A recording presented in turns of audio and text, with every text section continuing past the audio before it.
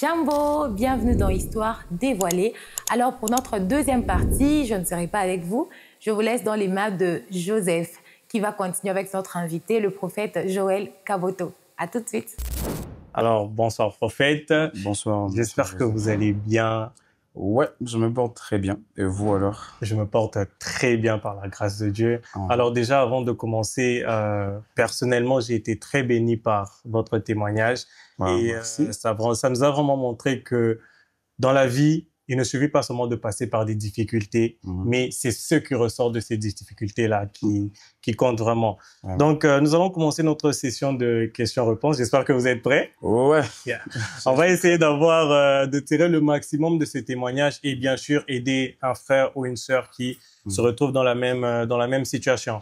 Alors, notre première question sera intitulée « L'enfance et les blessures émotionnelles ». Ouais. D'accord.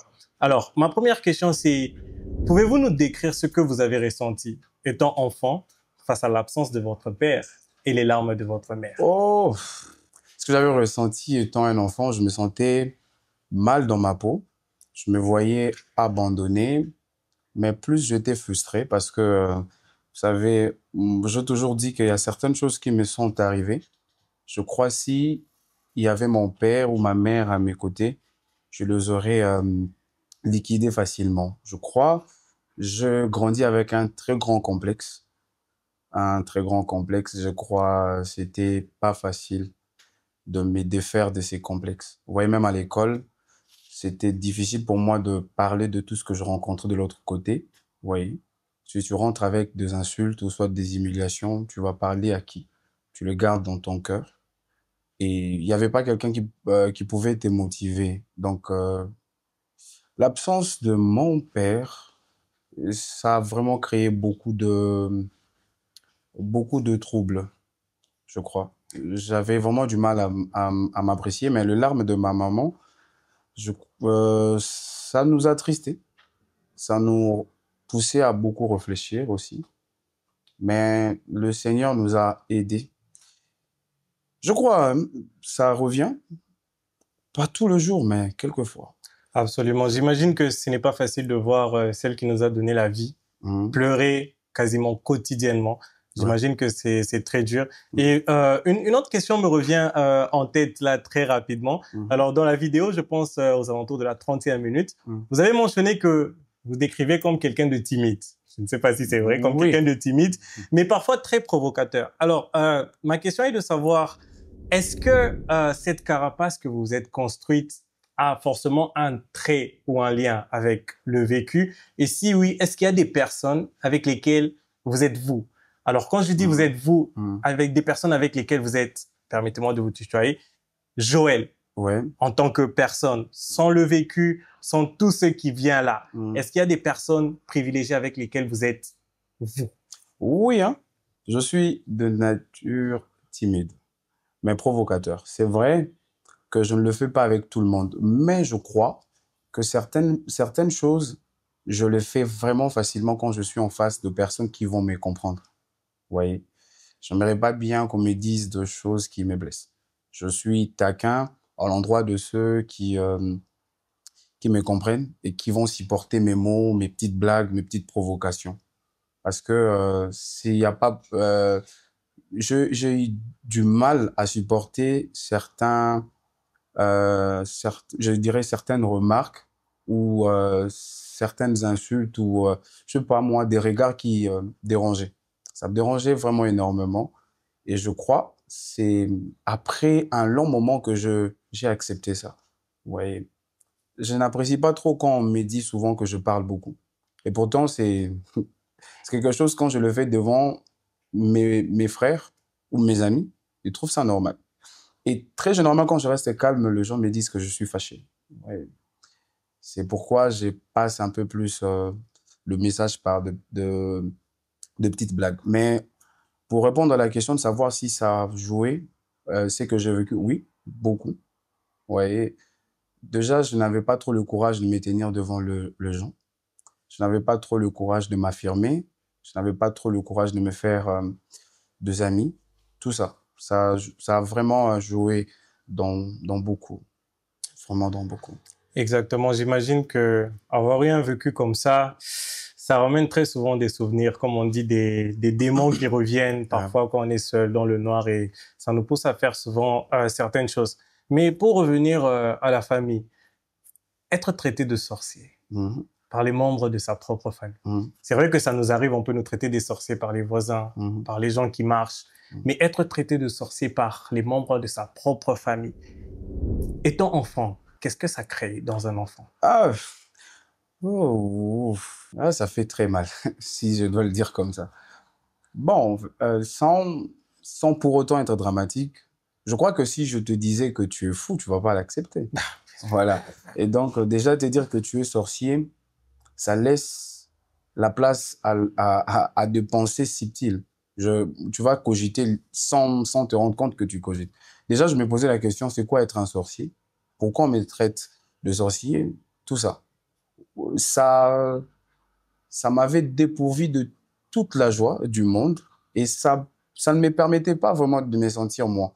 Et tu te poseras beaucoup de questions lorsque tu vois les gens dans un groupe ou ils se sont retirés en train de parler de toi, tu te diras peut-être qu'ils sont en train de traiter un sujet te concernant. Et ça me dérangeait. Quand je le voyais peut-être la nuit en train de parler, je me dis, on parle de moi. Ouais. Et déjà, avec tout ce qu'on a comme connaissance, comment on traite le sorcier, comment on les expose à des châtiments un peu bizarres. Déjà, je me voyais être exposé à toutes ces pratiques agonisantes. Et je me disais, on va m'enlever tous les cheveux de la tête, on va je dirais, m'asperger de l'eau. Comme ça se fait en Afrique. Ouais, en Afrique. Et puis, passer par de délivrances, on te frappe pour te dire, pour te pousser à dire la vérité. Vous voyez? Et moi, je suis pas passé dans ça, mais mon petit frère est passé dans ça. Voilà, parce que, voilà, c'est un peu ça. Déjà, merci pour votre sincérité parce que je me dis que ce sont des questions qui sont quand même personnelles et ce n'est pas très facile de rentrer dans notre vécu, de revivre ça une deuxième fois. Donc, merci beaucoup de votre sincérité. Alors là, on va rentrer dans la deuxième section de notre question-réponse qui s'intitule « Épreuve marquante et rupture ». OK. Alors, la première question, vous avez mentionné une métamorphose intellectuelle en 2010. Ouais. J'ai bien fait mes recherches. Hein. Donc, vous avez mentionné une métamorphose intellectuelle en 2010. Ouais. Alors, à quoi attribuez-vous cette métamorphose? Bon, d'emblée, je commencerai par dire c'est Dieu, mais je crois que c'est la présence de maman. C'est la présence de maman parce que, comme je t'ai dit, l'absence de maman a joué pour beaucoup. Tu rentres avec le devoir que tu ne comprends pas et qui va le faire? Vous voyez, tu avais déjà des devoirs que tu ne comprends pas. Beaucoup de choses semblaient difficiles. Vous voyez? Donc, maman, lorsqu'elle a décidé de nous accueillir chez elle, elle nous aidait dans plusieurs choses. Je crois que maman nous motivait beaucoup. Elle nous faisait savoir que nous sommes importants à ses yeux et qu'on peut vraiment faire aussi la différence. Elle ne cessait de nous répéter ça, que vous êtes très intelligents. C'est que maman, elle nous a aidés à avoir confiance en nous. Elle nous a vraiment aidés en ce sens-là. Sa présence, au fait. Je peux aussi dire, comme je l'ai dit au départ, Dieu, mais maman a joué pour beaucoup. Pour beaucoup. Ces petits conseils, quand vous revenez avec des notes qui sont très satisfaisantes, elle vous dit, ah, wow, vous êtes très intelligent. Et l'entendre même prier aussi, dire à Dieu, ah, merci Seigneur de m'avoir donné des enfants intelligents et tout. Je crois que maman. Ouais. Absolument. J'imagine que ça booste vraiment. Et pour une petite astuce, je me dis, certainement parmi nos interlocuteurs, nous avons des gens qui ont eu à perdre des parents, qui ont eu à perdre des gens qui leur étaient chers.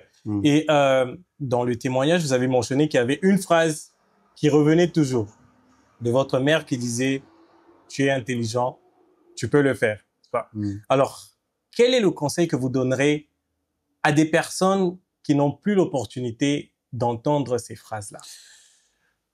Oh, c'est une très lourde responsabilité. Je dirais, déjà, perdre quelqu'un de très important, c'est je ne sais pas si je dois le dire, une expérience, mais c'est quelque chose de très difficile, de très pénible. Je leur demanderais de puiser la force au-dedans euh, au-dedans d'eux, au fait, de faire l'effort de se surpasser. C'est pas facile, quelquefois, d'accepter la situation, mais les, les pousser à oublier, ça sera très difficile. Moi, je crois que les souvenirs sont très importants, comme je le dis toujours. Mais le plus grand conseil que je vais donner à mes amis ou à ces personnes qui n'ont plus,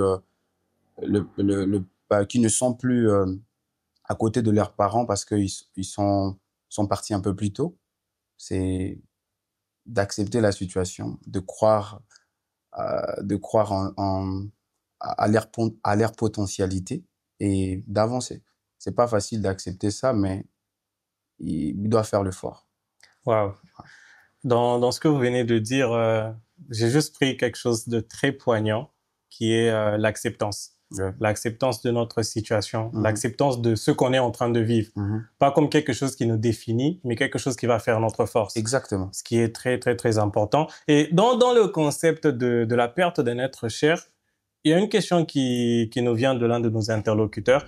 Comment avez-vous vécu la mort de votre petit frère? Oh. Surtout dans des conditions aussi floues. Oh. Cette question, elle est... ok, voilà. J'imagine. C'est un peu... c'est pas assez brutal, mais je trouve que c'est un peu pas trop dilué. Dire comment j'ai vécu, moi, j'aimerais bien que tu me poses la question comment je m'en sors après. Exactement. Je vais essayer de formuler ça. C'est quelque chose qui nous avait tous tétanisés. C'est pas facile de perdre un être très cher. Déjà, pas plus tard que 2 jours, je parlais de lui à quelqu'un. Vous voyez? Bon, c'était difficile, mon frère. C'était trop difficile. On a fait face à une situation qui nous avait totalement dépourvu de tous les moyens. Donc, vous vous réveillez les matins comme ça, vous êtes faible, vous posez la question, mais il va plus revenir, quoi. C'était difficile. Ça nous a assombris, mais on est là. On a juste accepté qu'il ne va plus revenir, mais souvent, quand on pense, ça nous attriste. Mais ça va. Ça va et moi, si je peux dire ça va, je sais pas si pour maman, ça fait quoi. On n'a jamais aussi fait l'effort de checker entre nous comment tu t'en sors ou comment. Non. C'est très difficile. C'était déjà un coup très, très dur. Ouais. Voilà. J'imagine que ce n'est pas très facile et chacun a eu l'opportunité de faire son deuil de sa façon, mais oui, hein. Ça reste quelque chose de très dur. Et avec tout ça, avec tout ce qui s'est passé, est-ce qu'à un moment, là, honnêtement, de frère à frère, d'homme à homme, est-ce qu'il n'y a pas eu un moment où vous vous êtes dit, est-ce que Dieu existe vraiment? Ou un moment où Dieu vous a semblé absent ou sourd en quelque sorte? Oui, hein. Oui. Là, c'est vrai. Oui, hein. Oui. Je me disais pourquoi il pouvait faire ça. Je me disais, il devrait garder mon petit frère. Déjà, on a perdu papa et puis nous prendre notre petit frère et ça fait beaucoup. C'est un grand choc. Plus je disais ça pour ma maman parce que les coups étaient tellement forts. Oui, je me disais ça. Même quand j'étais petit, je me posais toujours... Moi, j'ai déjà demandé plusieurs fois la mort à Dieu. Oui, ça m'est arrivé. À faire de prière, je dis, mais pourquoi tu me gardes en vie si la douleur, elle est tellement grave? Je n'arrive pas à supporter ça. Prends juste ma vie. Oui. Donc, je crois. Parce que après ça, j'avais rétrogradé. Hein. Après plusieurs chocs, j'avais abandonné ma foi. Donc, je n'en veux pas à Dieu. Je crois que moi-même, je n'avais pas juste la capacité de tout digérer. Et la vie m'avait beaucoup... m'avait exposé à tout ça. Donc. Absolument. Et c'était plus une question pour toutes ces personnes qui essayent de se blâmer en se disant que, OK, je suis en train de remettre en question l'existence de Dieu à cause de ma souffrance. Est-ce que c'est une bonne chose à faire? C'est juste pour ces personnes-là, pour se dire que c'est normal. Ce n'est pas une bonne chose. La Bible dit « Toutes choses concourent au bien de ceux qui aiment Dieu et ceux qui sont appelés selon son dessein ». Mais si tu lis encore bien la Bible, j'oublie le passage, la Bible dit, il dit « Arrive-t-il un malheur sans que moi, l'Éternel, ton Dieu, j'en sois l'auteur ?» Moi, je crois que Dieu m'a beaucoup plus parlé dans la méditation. C'est pas une bonne chose. Être loin de Dieu, c'est pas une solution. Tu vas encore te faire très mal. Moi, je sentais mon cœur s'apaiser à chaque fois que je lisais les textes bibliques. Et tu pouvais prier comme ça et tu entends une phrase comme « Je travaille là où tes yeux ne voient pas ». Par exemple, si tu lis dans le livre de Osée, le chapitre 2, le verset 16, il dit je t'amènerai dans le désert et je t'affermirai. Le désert, on peut le prendre comme toutes les situations chaotiques de notre vie. Et c'est dans des moments comme ça que Dieu part. C'est dans des moments comme ça que Dieu vient nous sonder et nous dit c'est qu'il connaît de mieux pour nous. Vous savez que si tu ouvres ta Bible, tu tombes sur un passage qui dit, par exemple, il dit, je connais le projet que j'ai pour toi. Et puis, tu te poses la question, donc, la mort peut aussi être un projet de Dieu pour m'amener quelque part. C'est qu'on ne doit pas seulement croire que c'est lorsqu'on a une opportunité de travail, que c'est ça le projet de Dieu. Le plan de Dieu, c'est un plan indéfini. On ne connaît pas comment Dieu nous bouge d'un lieu vers un autre. C'est même dans la douleur qu'il vient nous parler. Je ne pense pas que ma douleur est supérieure que celle de Job. Je ne crois pas non plus que ma situation actuelle dépasse celle de Job. Job avait tout perdu. Mais au final, il y a une phrase que j'aime. Il dit « Mon Rédempteur est vivant. Il s'élèvera le dernier. » Je le perds, le problème, lorsqu'on s'est confié à Dieu, on trouve la solution qu'il faut. Il dit, dans sa parole, j'aime ces passages. Il dit, venez à moi, vous tous qui êtes chargés et fatigués, je ferai quoi? Je vous donnerai du repos. Les calmes, c'est dans le Seigneur. Je crois qu'en dehors de Dieu, c'est lui qui pense que trouver quelqu'un, sortir, prendre de l'alcool, aïe, il se sentira bien. Moi, vraiment, je ne le conseille pas ça. Même un homme ne pourra jamais te donner la paix. Parce que Dieu, il est lui-même la paix. Il est la paix. Il se présente à Abraham, il dit, je m'appelle Jéhovah Shalom. C'est que moi, je suis la paix. Pourquoi aller chercher ailleurs? Et si tu ne veux pas tu ne veux pas rencontrer la paix, il dit, moi-même, je suis le chemin qui mène vers la paix. Tu rencontres Jésus, tu connais ce qu'on appelle le changement absolu. Wow. Tu seras même expié de toutes tes douleurs. Donc, à mon frère, à ma sœur, qui passe par des moments très compliqués, confie-toi à Dieu. La Bible le dit, non? Recommande ton sort à l'Éternel. On recommande d'abord. Donc, Monsieur Joseph, je crois que le monde aujourd'hui ignore la puissance de cette rencontre que moi j'appelle la rencontre du bonheur. Lorsque tu rencontres Jésus, tu es nickel. Waouh, waouh. Alors déjà merci pour ce bref speech. On va même pas appeler ça speech, on va appeler ça quasiment une prédication parce que durant un moment vous avez revêtu ce manteau de prophète et de prédicateur. De Dieu. Et ceci nous emmène à notre troisième section qui est. Alors, nous tenons à rappeler que la jeunesse éveillée a déjà ouvert ses grandes portes aux partenaires potentiels. Si vous êtes convaincu, n'hésitez pas de soutenir cette œuvre avec vos moyens financiers. Alors contactez-nous sur nos différentes plateformes Instagram, Facebook, WhatsApp, TikTok. Qui est la reconstruction et la mission de vie. Parce que certes, il y a eu ce vécu-là, mais aujourd'hui vous êtes prophète, vous êtes motivateur, vous êtes juriste. Alors, comment cette enfance difficile vous a-t-elle façonné? Parce que on se dit, les difficultés qui arrivent, parfois ça peut nous faire perdre goût à la vie. Yes. Mais dans ce processus de reconstruction, c'est un peu comme si vous vous êtes refait une autre vie, en quelque sorte. Donc, comment cela a été possible? Quel est le rôle que cette enfance difficile a joué dans la personne que vous êtes aujourd'hui? Ouais, le rôle que c'est... Ah, ok, je comprends la question. Je dirais que l'enfance difficile, c'est comme, je dirais comme le ressort qui m'a poussé vers l'avant. Mais ce n'était pas facile parce que les blessures intérieures, c'est quelque chose que l'on ignore beaucoup, mais qui nous rend instables sur le plan émotionnel, sur le plan spirituel, sur tout le plan. Maintenant, lorsque on arrive à accepter qu'on est blessé, c'est en ce moment-là que l'on commence à guérir.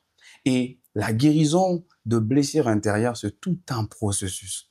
Wow. Ça prend du temps. Ça commence pas comme si par un coup de baguette, tard, tu commences directement à guérir, à te sentir très bien. Non, c'est tout un processus. C'est pourquoi j'aligne mes mots de façon à permettre à toutes les personnes qui me suivent à comprendre comment cela se fait.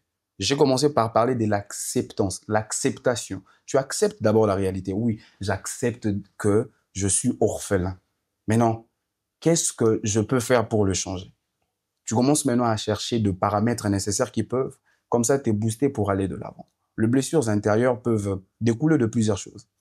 Déception amoureuse, perte d'un être cher, je sais pas moi, toutes ces choses que l'on peut nous citer sur Internet ou l'on peut rencontrer. Vous voyez? Et je crois cette enfance, à chaque fois que je pense à ce que j'ai vécu dans le passé, ça me motive. Ça me motive à avancer, ça me motive à être un bon prédicateur, ça me motive à être un bon littéraire, un bosseur. C'est-à-dire, ça revêt en moi quelqu'un de différent, quelqu'un de résilient, un courageux. C'est-à-dire que moi, par exemple, je n'aime pas dépendre de gens, justement parce que je vis comment dépendre d'une personne peut pousser, juste dépendre, peut pousser certaines personnes à vous traiter de fainéants ou soit à malmener même vos enfants. Oui. Le fait de manquer, le fait de vouloir demander, de tendre toujours la main, c'est quelque chose qui, aujourd'hui, peut vous réduire à rien. Et le fait que je vois comment les autres souffrent, comment les autres sont minimisés, humiliés, ça me booste. Et quand je pense à comment comment les choses se sont enchaînées dans notre vie, c'est justement parce que mes parents manquaient. Et si maman avait le moyen nécessaire, je ne crois pas qu'on voulait se retrouver sous un autre toit. Juste parce qu'elle manquait. Ça revêt en moi le courageux, le curieux. Et ça me permet d'être ce que je suis aujourd'hui. Cette enfance difficile, moi, je le prends comme un ressort. Ça m'a propulsé vers l'avant. C'était difficile de l'accepter. Oui, c'était aussi difficile de l'accepter. Moi, je suis passé par plusieurs insultes. C'est pas que je veux rendre ça encore plus dramatique. On peut t'insulter parce que tu t'es mal habillé. On peut t'insulter parce que tu manques. Ouais, ça arrive, en fait. Donc, le courageux qui est en moi, c'est le fruit de cette enfance-là. Et donc, je dirais, s'il faut refaire la vie, je crois que Dieu peut supprimer juste la partie où il a pris mon frère même et laisser. C'est très important parce que la majorité des gens ont tendance à blâmer ce qui leur est arrivé. Et comme un pasteur l'a dit, si aujourd'hui on vient et que tu tombes d'un vélo, par exemple, ok, que tu sois par terre, ça va. Mais si je reviens 2 jours après et tu es toujours par terre, là, je veux me poser une question. Et ça ramène à la même analogie de l'eau bouillante et des pommes de terre et des œufs. Je vais juste très rapidement expliquer ça. Alors, la même eau bouillante qui rend un œuf dur rend une patate légère. Donc, tout ça pour dire que ce qui nous arrive n'est pas de notre faute. Exactement. Mais la façon dont nous réagissons face à ces choses-là, c'est là notre responsabilité. Exactement. Et parlons des blessures intérieures. Personnellement, ça c'est une question qui vient de moi. Je ne vais pas dire que ça vient des internautes, ça vient de moi personnellement. Vous dites que vous n'haïssez pas votre père. Alors, étant honnête, parce que au début de cette section, on a mentionné qu'on sera quand même sans filtre. Donc, moi personnellement, étant humain, je me dis, vous dites que vous n'haïssez pas votre père. Mais, quelque part, tout est parti de son absence, n'est-ce pas? Oui, hein. Donc, comment vous expliquez ce pardon? Est-ce que ça a trait avec votre personnalité? Est-ce que vous avez pris le temps de lui pardonner ou cette partie-là, je ne l'ai pas vraiment comprise? Bon, pour être honnête, moi vraiment, sincèrement, je supportais pas trop vraiment la mention du nom de mon père. Je crois que c'est maman. Maman nous a toujours parlé positivement de papa. Imagine. Wow. Elle nous parle toujours positivement de lui. Comment vous allez haïr quelqu'un qu'on vous présente, quelqu'un qui vous a fait du mal, mais dont le portrait est présenté différemment. Vous voyez que vous allez seulement finir par parler. Mais je crois aussi que c'est Dieu c'était pas aussi facile. Je crois c'est en 2013, hein, peut-être 2013-2014, on a accepté de pardonner. On a dit, bon, ok, d'accord, vas-y, monsieur. Oh, j'ai besoin de ma propre vie. D'accord.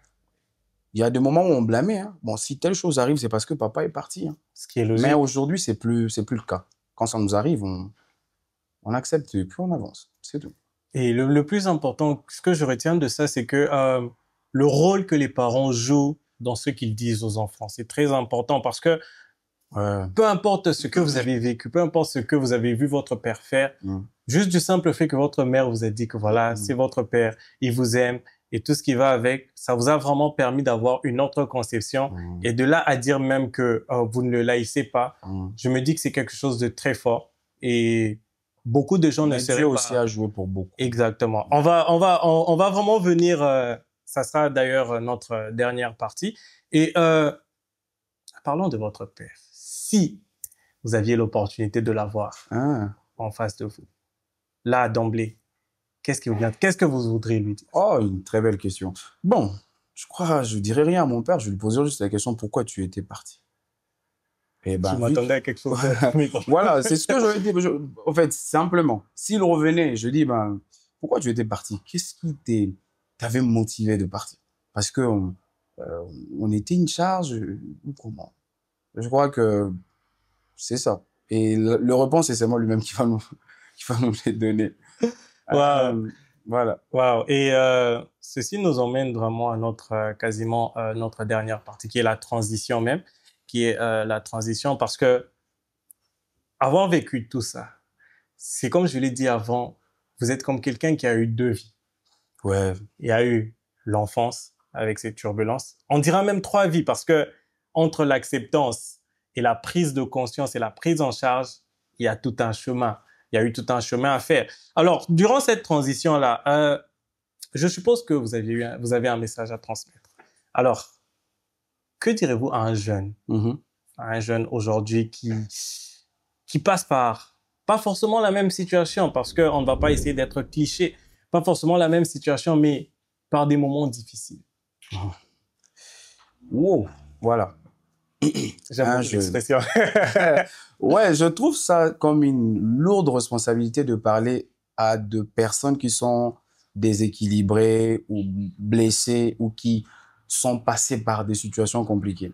Premièrement, je dirais, si ces personnes ne sont pas des chrétiennes, il sera très nécessaire que ces gens donnent leur vie au Seigneur Jésus-Christ. D'abord, je commence comme ça d'emblée, de façon formelle. Mais je demanderai à tout le monde d'accepter la situation. On ne peut pas rester scotché à la même réalité. Ça nous détruit. Toutes les blessures n'aident pas à avancer. Ça détruit tout. Les motivations, même l'espoir de vivre, même les goûts. Lorsque tu es instable intérieurement, tu ne feras pas des très bons choix. Moi, je crois que les situations sont faites pour nous tailler, pour nous propulser, pour nous changer. Il serait très nécessaire qu'ils acceptent la situation. Vraiment, ils doivent accepter la situation. Et aussi, on ne guérit pas d'un coup, comme je le dis. Ça demande, ça prend du temps. D'abord, s'entourer des bonnes personnes et voilà, accepter la réalité et laisser la vie nous enseigner de nouvelles choses. La vie, elle est bonne, parfois drôle, mais on accepte tout. Ouais. L'acceptation de soi, l'acceptation de réalité, mais aussi c'est confier à Dieu. Trouver aussi des très bons conseillers. Exposer le problème clairement et demander vraiment de l'aide. C'est très important. Et ces jeunes ne doivent pas continuer à se morfondre. Et se morfondre d'une situation, c'est aussi se détruire indirectement. Accepter. Voyez, par exemple, comme je le dis, je le dis souvent, lorsque quelqu'un te présente déjà une posture ancienne, c'est-à-dire cette personne n'est pas totalement guérie. Oui. On ne peut pas commencer déjà par brandir une blessure. Tu sais, moi, j'ai été déjà blessé. Je ne mérite pas que toi, tu me blesses. Le fait que tu donnes la responsabilité de ta guérison à une autre personne, ou soit même ta totale rédemption à un homme, mais c'est pour qu'il t'aide encore à souffrir. Je crois que c'est notre responsabilité. Notre responsabilité de mieux se sentir, de guérir, de fuir le choc. C'est que si tu commences par accepter, il faut maintenant très bien choisir. Il faut bien choisir. Et si tu choisis très mal, tu t'exposes encore à des douleurs. Parce que chaque douleur fait remonter un mauvais souvenir. Et maintenant, ça va se transformer à des remords. Après quoi, si tu choisis, il faut maintenant te préserver. Tu te préserves. Tu évites que certaines choses arrivent. Il faut maintenant jauger chaque mot, la quantité même de ton énergie. Parce que le choc, lorsque ça te permet de te découvrir toi-même, tu sauras quoi faire et quoi ne pas faire. Donc, c'est un peu ça. Wow. Très, très, très poignant. Je pense que depuis le début de cette section, il y a beaucoup de points que j'ai beaucoup retenus. Et vous avez parlé de l'entourage. Alors, une question me vient à l'esprit. Quel est le rôle que l'entourage ecclésiastique a joué dans votre guérison? Parce que vous avez mentionné les amis, les gens avec qui vous pouvez être vous, n'est-ce pas? Et dans tout ça, l'Église. Parce que je me dis que quand vous quittez d'une situation comme ça, où durant certains moments vous avez eu à douter de Dieu, je me dis que c'est très dur de recréer une bonne relation avec Dieu. Alors, quel rôle l'entourage ecclésiastique, les pères spirituels, quel rôle ils ont joué dans le processus de votre guérison? Et est-ce que c'est une bonne chose d'avoir un mentor spirituel ou on peut tout simplement se dire que voilà, je vais créer ma propre histoire avec Dieu? En fait, ta question m'a beaucoup fait rire. Ça, c'est même pas pour, ça, c'est même pas pour te pousser à rire. Moi, je me dis, l'entourage ecclésiastique, rien du tout. Sincèrement, rien. Parce que je crois que même à l'église, on peut encore bien te blesser. Hein. Waouh. Ouais, sincèrement, moi, je suis sincère. Je mens pas. Je crois que ma famille a joué pour beaucoup. Ah, sincèrement, j'aime ma famille. Pour ne pas te mentir. Je crois, il y a une chose qui se faisait chez nous quand tu sors et tu rentres le soir. Même si tu es stressé à un point élevé, même si ton stress a atteint le point culminant, quand tu rentres, tu rencontres d'abord ta maman qui te fait rire, ma grande sœur, mes frères. Alors, je crois que c'est ma famille qui a joué pour beaucoup. À l'église, bon, je suis juste allé communier avec mes frères, bien qu'on passe des moments aussi magnifiques, mais je crois que c'est plus ma famille. Dieu m'a donné une famille cadeau. Wow. Donc moi, quand je me sens mal, je préfère même rire avec mes frères dans le groupe de la famille. Pour les gens qui me connaissent, pour les gens qui ont mon numéro, c'est difficile de passer une semaine sans poster soit ma grande sœur, mon petit frère, pour rien, juste parce que je sens que c'est important. Ma famille, c'est un atout. Lorsque je fais quelque chose, je veux dire la vérité. Parfois, le membre de l'église ne nous soutient pas vraiment. Mais quand c'est ma famille, oh, je me sens bien. Vous voyez, j'organisais un live. Ma maman ne sait pas utiliser très bien le téléphone. Mais elle a souvent besoin de suivre les lives. Je pose la question, tu vas venir faire quoi? Tu vas comprendre quoi?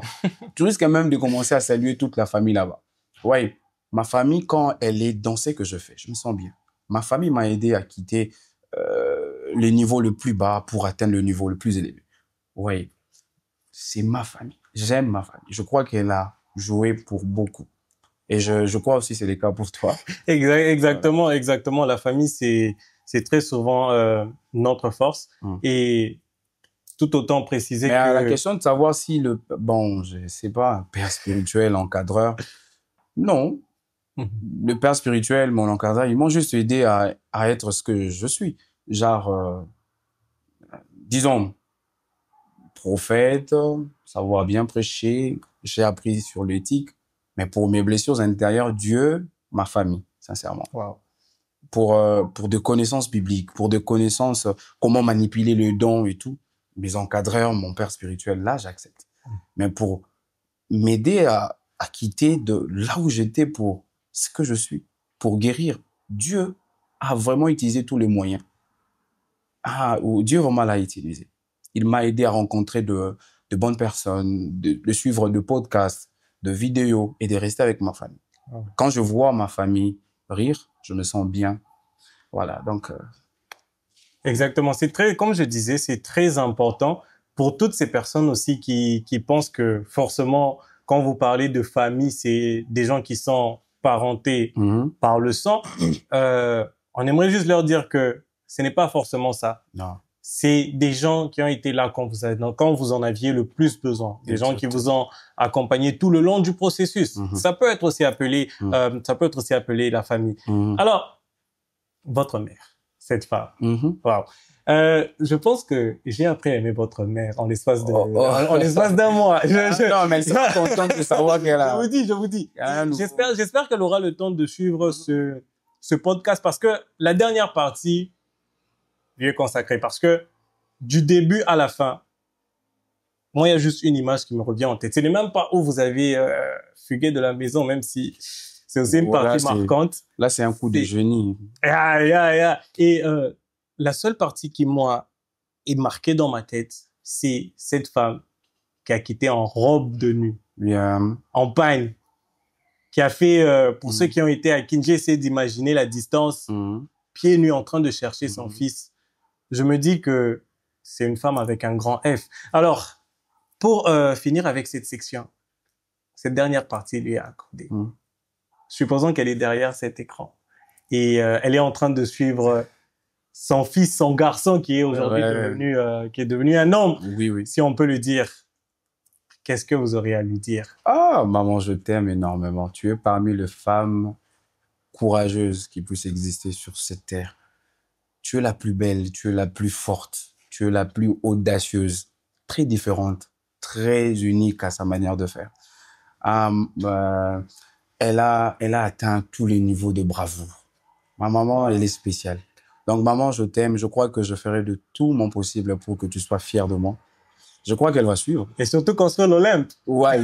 Maman, je demande à Dieu, ça vraiment, je le demande à Dieu, qu'elle garde ma mère très longtemps. Elle doit vraiment bouffer mon argent. Elle doit manger. Elle doit utiliser ça. Ah non. Je sais pas. Elle mérite tout. Ça, peut-être, c'est pour amuser la galerie. Mais j'aime beaucoup ma mère. Voilà. Ma mère, j'ai toujours dit à mes amis, tout peut m'atteindre. Mais lorsque vous me dites simplement que maman va mal, ça me fragilise. Parce que je n'aime pas voir ma mère souffrir. Donc, maman, je t'aime. Je t'aime beaucoup. Et prépare-toi aussi à aimer ta belle-fille. Wow, c'était déjà un préambule pour quelque chose qui est en train de venir. Prophète Joël, merci. C'était un plaisir. C'était très enrichissant. C'était une expérience exceptionnelle. Je pense que pour nos interlocuteurs, ils vont ressentir ça. Mais moi, spécialement, ça a été un privilège et un plaisir de vous avoir, de parler avec vous, d'avoir ces réponses en temps réel, d'avoir quelqu'un qui est passé par les flammes de l'enfer, mais qui s'est décidé de ne pas s'arrêter en chemin et de continuer. Et aujourd'hui, être un témoignage vivant, un porte-étendard, comme on le dit. Et j'ose croire que pour toutes les personnes qui vont nous entendre, pour toutes les personnes qui auront l'opportunité de suivre ça, vous n'êtes pas seul. Si le prophète Joël a pu le faire, vous pouvez le faire. Alors, merci beaucoup. C'était un plaisir. Et nous voici à la fin de cet épisode de Histoire dévoilée. Nous croyons que vous avez été bénis et édifiés. Alors, pour ne pas manquer nos programmes, nous vous encourageons à cliquer sur la cloche de notification et surtout, laisser un commentaire, liker. À plus!